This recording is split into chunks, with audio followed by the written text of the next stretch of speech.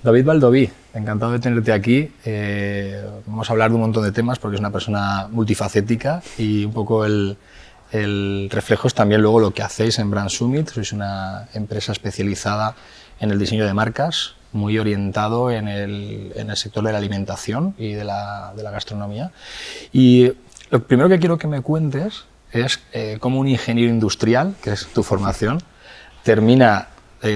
un ingeniero industrial es una persona que se la ve como muy de procesos, muy de cosas muy tangibles, ¿no? De cosas muy palpables, termina haciendo marcas, que es un ámbito súper abstracto, súper todo lo contrario, aunque vosotros en Brand Summit habéis metido muchos procesos, muchos procedimientos, mucho del mundo ingenieril en el proceso de desarrollo de marcas. ¿Y por qué ese súper nicho en el ámbito de la alimentación, que es lo que te lleva a ese terreno a la hora de desarrollar Brand Summit? Pues sí, la verdad que de formación soy ingeniero industrial. Sí que es cierto que que la especialidad la hice en organización industrial, que aún así es gestión de empresas industriales, no de empresas creativas, ¿no? Que es un poco lo que es chocante. De hecho, siempre al principio, cuando empecé en el mundo laboral, creé como eso de ingeniero en marketing, ¿no? Por intentar juntarlo todo, y no sé si es algo que no me creo ni yo o que es real y ahí hay un... Pero bueno, esa es mi formación y sí que toda mi base en los primeros años de trabajo fue orientado a la gestión, pero en lo que es gestión de empresas industriales, ¿vale? De fabricación, de procesos. Y hace 6 años, cuando me salí de la empresa en la que estaba, que nos dedicamos a la fabricación de etiquetas autoadhesivas, sí que me decidí orientarme hacia el marketing. Estaba como director comercial y de marketing en esta empresa. Entonces construí lo que es Brand Summit, una empresa, como decías, que nos dedicamos a construir marcas de alimentación y de bebida, básicamente. Y alimentación se entiende por una parte lo que es el canal de distribución, que son marcas que podrías encontrar en un supermercado o tienda online, ¿vale? Productos gourmet o de tiendas gourmet, y luego la parte de gastronomía, que es la creación de marcas para restaurantes, franquicias, locales, todo siempre enfocado en nuestros nichos de alimentación. Y sí que es cierto, como decías, que por la deformación que tengo en el cerebro, ¿no? como ingeniero, nosotros tenemos un montón de procesos y de metodologías internas que nos ayudan a cada vez que entre un proyecto, seguimos como unos pasos, ¿no? Y es ese procedimiento que es tal cual se utiliza en procesos de ingeniería, en procesos de fabricación, pero hechos a los pasos que hay que realizar para llegar a construir una marca. Entonces sí que siempre digo que la creatividad en nuestro área es importante, pero si la ejecutas cuando tienes la estructura bien realizada, todo funciona mucho mejor. O sea, lo que es la metodología, el proceso, está totalmente planificado, y lo que es la creatividad es totalmente libre. Entonces la creatividad es muy pura cuando está dentro, digamos, de un sistema que no le afecta para nada. O sea, en este proceso hay que soltar toda la creatividad y cuando acabe pasamos al siguiente proceso, pero el proceso por encima o por detrás está trabajando. ¿Y por qué la especialización en el sector de la alimentación? Pues eso es algo que decidí en los primeros días, cuando estaba diseñando el modelo de negocio de lo que iba a ser mi nuevo proyecto, mi nueva empresa. Que lleváis ya unos cuantos años, has dicho, ¿no? 6 años ahora, sí, en enero cumplimos los 6 años. Y nada, entonces, al construirlo, detecté 2 cosas. La primera es que por mi trabajo anterior, como estaba de director comercial, que nos dedicamos a hacer etiquetas autoadhesivas, pues la alimentación tiene mucha parte de etiquetado, ¿no? Entonces, mi gran cartera o mi gran parte de contactos eran del mundo de la alimentación. Y lo otro es porque siempre me ha gustado mucho la guerra de precios de un supermercado y el concepto gastronómico. Entonces, es cierto que te puede cerrar muchas puertas, pero mi visión fue vamos a ir a nicho, ¿no? Como diríamos en nuestro sector, vamos a enfocarnos en un público muy concreto y a especializarnos en esto. Ya digo, sobre todo porque de entrada era donde más clientes iba a ser capaz de abrir por tema de contactos, y por especialidad era algo que me motivaba mucho adentrarme en esto, ¿no? En esas cuestiones sobre todo psicológicas de por qué escogemos un producto sobre otro, por qué vamos a un restaurante o vamos a otro. Entonces todo este tipo de decisiones que al final están influenciadas por la marca, y cuando hablo de marca hablo de todo lo que hay alrededor, estrategia, posicionamiento, o sea, nombre, comunicación, o sea, producto, todo, ¿no? lo que cruza en una marca. Pues todo esto era algo que me motivaba mucho, porque ya que me estaba saliendo de de esa estructura de trabajo más tradicional y me iba a adentrar en algo nuevo, quería que fuese, o sea, convertir de mi trabajo algo que realmente me gustase, que lo que siempre decimos es que cada mañana te levantes con ganas de hacerlo, eso para mí era súper importante. Entonces, bueno, digamos que diseñé mi trabajo a medida de lo que me gustaba. Y obviamente con estos 6 años hemos ido, ya con todo el equipo, hemos ido adaptando, ¿no?, nuestra oferta, nuestros servicios, el que ofrecemos a los clientes, hasta definirnos como nos definimos hoy como estudio de diseño estratégico. Y cuando llega un cliente nuevo y te dice, tengo que hacer una marca, ¿no? Sí. Bien sea un restaurante o bien sea un producto, hablas que tenéis un proceso muy estructurado, ¿no?, sí, que da soporte a esa parte más creativa, que es más libre, pero para mí el mundo de la construcción de marcas es de lo más complicado que hay en el marketing, porque es darle un nombre, una identidad a un algo que luego tienes que conectar la parte física con la parte intangible y luego encima competir en un mercado global donde, por ejemplo, la elección de un nombre a la hora de pensar en el dominio.com. Por ejemplo. Prácticamente está todo ya, todos los .com. Es una de las fases más jodidas siempre. Y luego los registros de marca, tal. Total. Dentro de ese proceso, ¿cómo participa el propio cliente en vuestro caso, en vuestro proceso de trabajo? ¿Y cómo se vive el pensamiento abstracto para ir concretizando esto en algo más tangible? ¿Cómo es ese proceso en vuestro caso?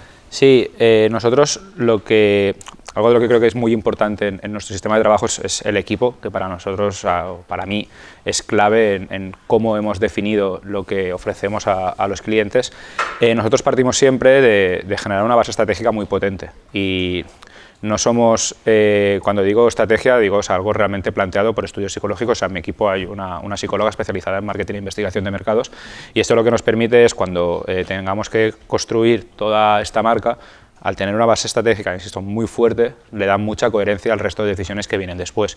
Nosotros, que aún definiéndonos como estudio de diseño estratégico, que nuestro fuerte es el foco, es el diseño, de hecho, la mitad del equipo son diseñadores especializados en gráfico, en producto o en digital, pero partiendo de esta base te permite que todo tenga coherencia. Entonces, cuando nos ponemos a diseñar, que insisto, o sea, somos diseñadores, pero cuando nos ponemos a diseñar para una marca, solemos llevar unas 10-12 semanas trabajando ya con el cliente, es decir, hasta 3 meses trabajando en toda la parte de investigación, de análisis de competencia, de posicionamiento de marca y de estrategia, ¿no?, de estrategia de branding. Y luego ya empezamos a diseñar la identidad, a diseñar envases, a diseñar webs o todo lo que nos tenga que... el punto del nombre, o sea, el punto inicial, tanto el nombre como luego la marca, ¿no?, el diseño como tal, ese momento en el que el cliente va a saber, por parte de vuestra, después del trabajo realizado, cómo se va a llamar su proyecto, su cosa, y luego cómo se va a vestir, ¿no?, qué colores tiene, qué formas, ese momento, ¿cómo lo vives cuando haces la entrega y cómo el cliente reacciona? Porque hay muchos estudios detrás para llegar a hacer todo esto,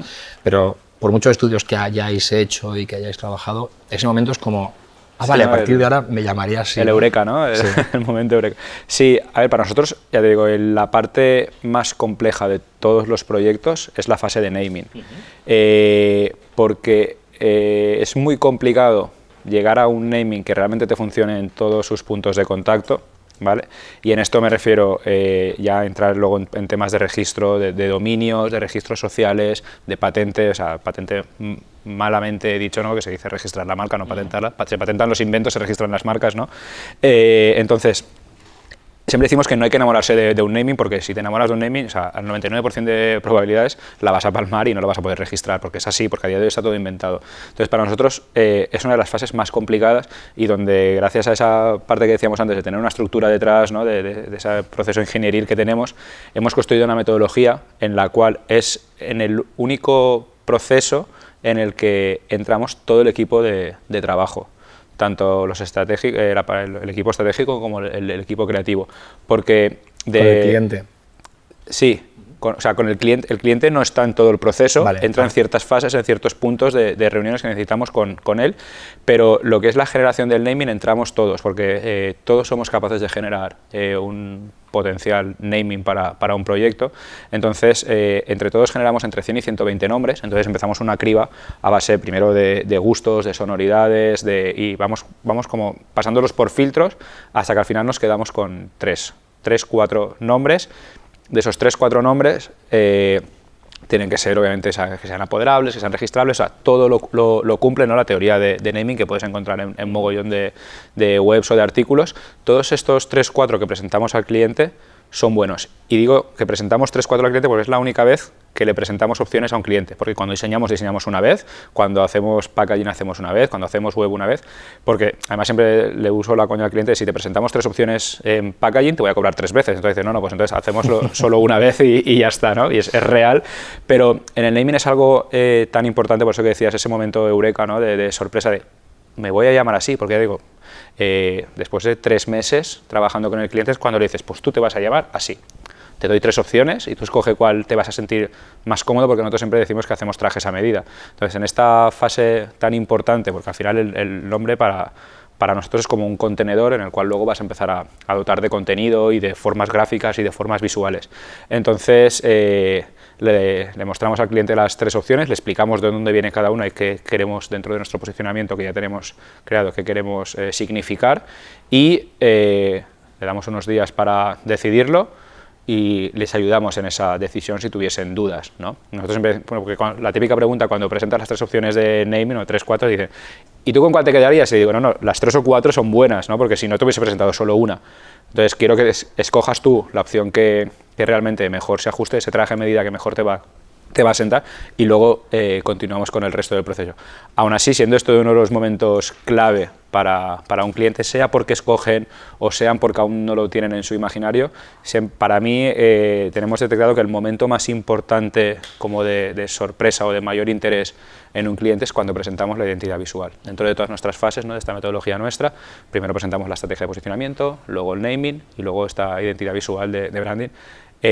Creo que esto sucede porque ya entra en su imaginario, ya no solo cómo se van a llamar, sino cómo van a ser a partir de ese día, porque tú una vez ves la visual ya te puedes imaginar cómo van a ser los envases, te puedes imaginar si es un local cómo va a ser ese espacio, te puedes imaginar cómo será su comunicación o su web, ¿no? Entonces, a partir de tener esta identidad, el cliente es cuando ya se siente totalmente identificado y cómodo con ese proceso, ¿no? Y lo dota todo como de mucha coherencia, porque aunque luego todo lo que viene después es tremendamente claro, complicado, ¿no? Luego es todo bajada, exacto, porque cuando estamos trabajando la parte estratégica, toda esa fase de definición y digamos de letras, porque se entregan al final en documentos, que todo lo documentamos y se le entrega al cliente, pero le estás vendiendo estrategia, que no es un tangible, pero cuando ya le empiezas a hacerle la primera bajada, que es la de la identidad, y ves cómo algo tan abstracto como una estrategia, como unas palabras, como unas emociones, se pueden transportar a algo gráfico.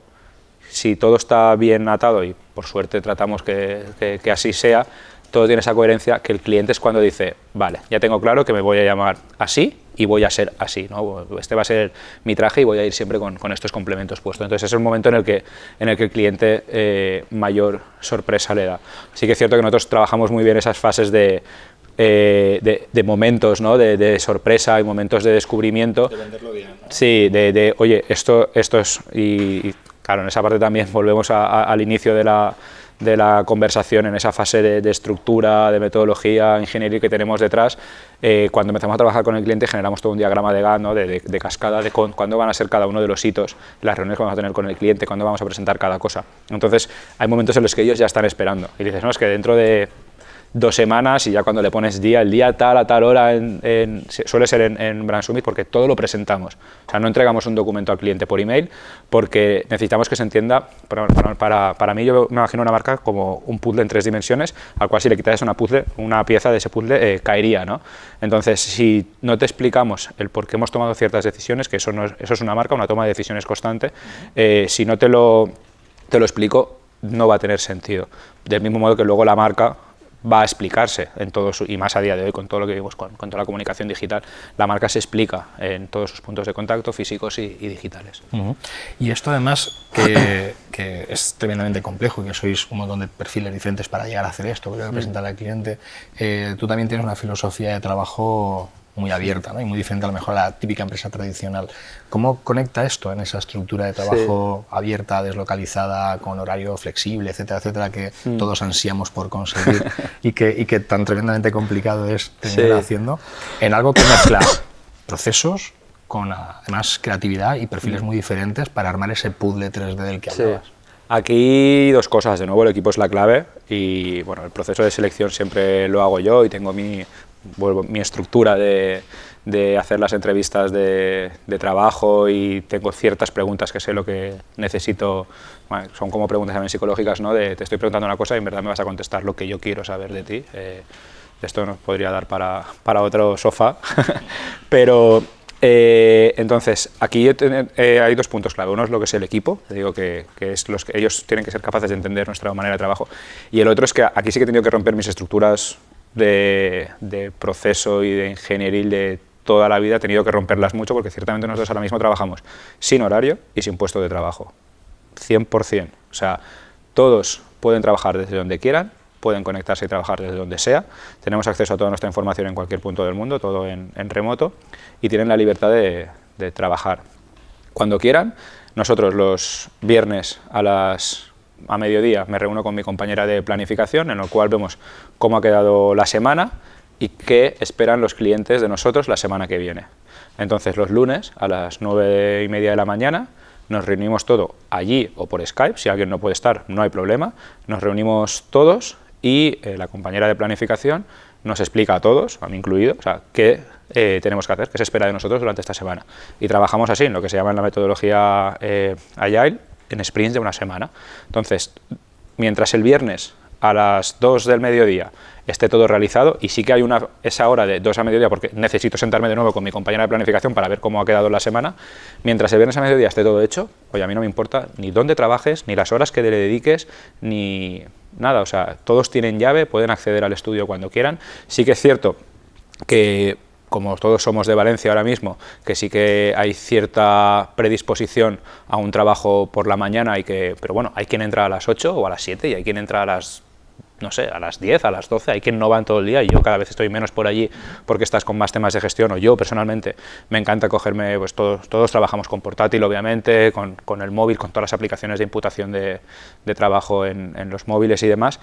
A mí me encanta irme a una cafetería a trabajar y no tengo que justificar nada a nadie, pero ya no es que no lo haga yo porque soy el director o el jefe o lo que me lo quieras llamar, palabra que obviamente odio, sino eso que yo me di cuenta que era la mejor manera de trabajar para mí hace tiempo, la regalé o la puse a disposición de todo el equipo y lo han entendido perfectamente. Entonces ellos trabajan con esa libertad total a día de hoy y ya te digo, o sea, sí que es cierto que dentro de esta libertad y de esta rotura de estructuras, que insisto en que es lo que más me ha costado porque vengo de empresa familiar, de empresa de producción, con procesos de trabajo lean, de ingeniería, con sus horarios, con que las máquinas de imprimir tienen que estar a las 6 en punto en marcha y a las 6:02. Cuando has llegado 3 días a las 6:02 tienes una penalización, porque es que es así, son procesos de fabricación y tiene que estar todo muy, muy reglado. Pues eso sí que es la mayor estructura que he tenido que romper en mi cabeza, ¿no?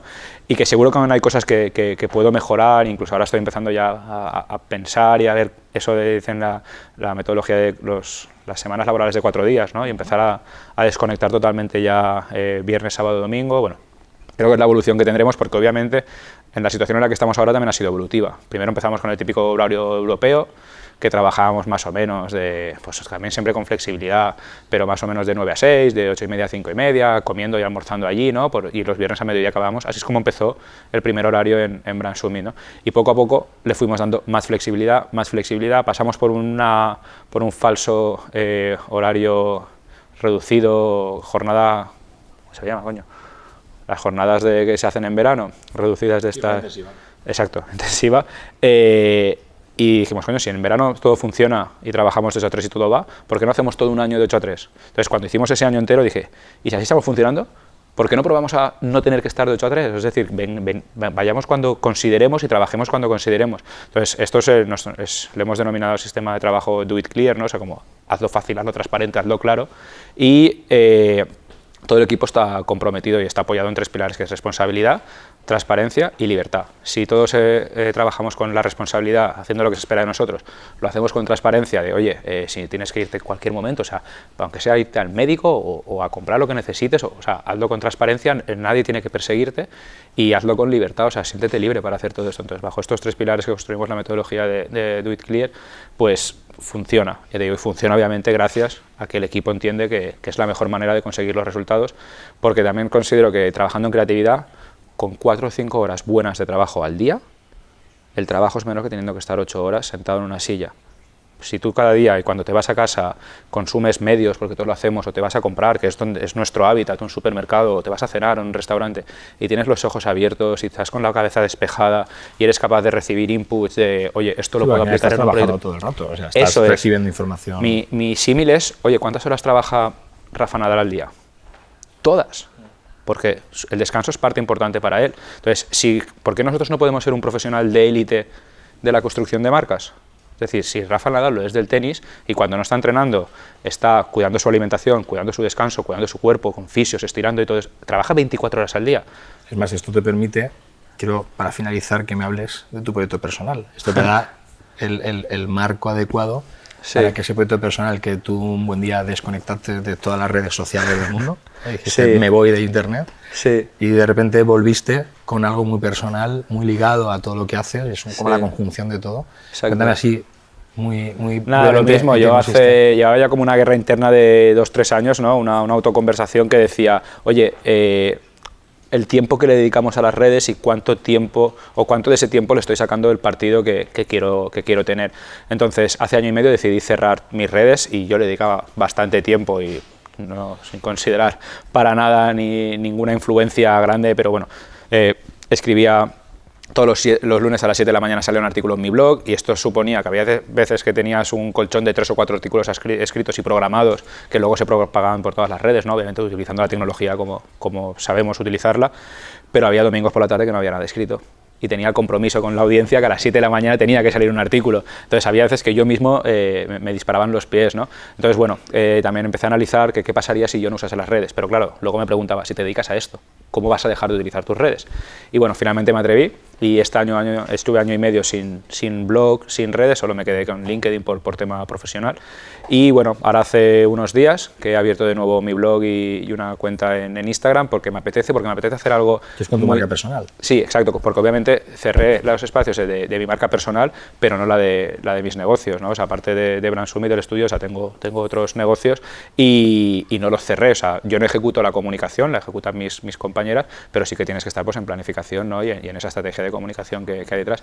Pero cerré mis espacios personales y ahora, bueno, solo he abierto mi blog y mi Instagram y LinkedIn que seguía en marcha, el resto no, porque tampoco, y sí que es intentar, me he dado cuenta que tienes mucho más tiempo para otras cosas y ya hobbies, familia, pues cada uno tiene sus aficiones y yo, por ejemplo, al deporte le dedico muchas horas y esto me ha permitido poder dedicarle tiempo que antes siempre ibas corriendo. Y bueno, yo ahora me veo otra vez con ganas, ¿no? de hacer algo más, pero hacerlo totalmente experimental y sin ninguna presión, pasando de métricas y pasando de todo, simplemente contar lo que me apetece, quien esté detrás bien, o sea, y me apetece y ya está, es así de sencillo. O sea, me encanta ver cómo un ingeniero al final rompe con la ingeniería, aunque la utilice en otros ámbitos de su profesión y de su vida, y finalmente se oriente a algo tan chulo y tan creativo como el mundo de las marcas, ¿no?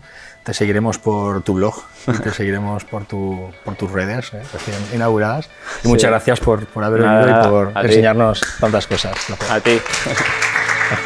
Hoy con David Baldoví he aprendido que una mente ingenieril puede tener también creatividad y que se pueden aplicar procesos de ingeniería a procesos de desarrollo creativo. También he aprendido que las empresas nos las inventamos cada día, que podemos darle el formato que queramos, tanto en el tipo de trabajo, en la deslocalización, en los horarios, y que una empresa orientada a un trabajo creativo con procesos de ingeniería y además con deslocalización y con horarios flexibles puede dar lugar a un resultado tremendamente interesante.